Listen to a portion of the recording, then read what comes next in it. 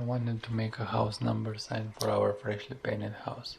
So first I picked up a font that my wife likes, which was the most important part of the entire project. Then printed the numbers, glued them to a scrap of piece of 1/2 inch plywood, and cut them on the scroll saw. You can also use a jigsaw or hand saw, depends on what you have available.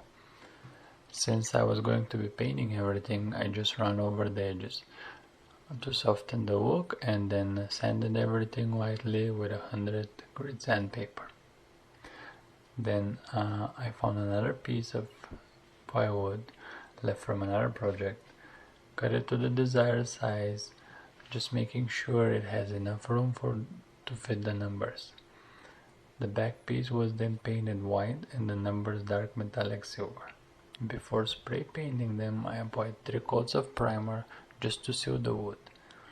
Next step was a trip to the local Menards where I picked up one 8-foot long piece of PVC window trim. That was plenty long to picture frame the entire sign. Simply cut the trim at 45 degrees on my miter saw and I was ready to assemble everything together. I used silicone and clamped the frame to the back for just a few minutes so the entire sign can stay together as one piece until I nail it to the wall.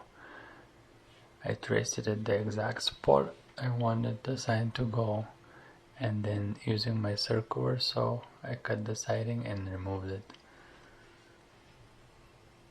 Using 2-inch nails I nailed everything to the wall.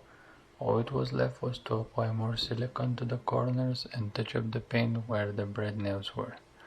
The finished size was approximately 21 by 30 inches, and overall the entire project took about 4 hours plus some time for the paint to dry.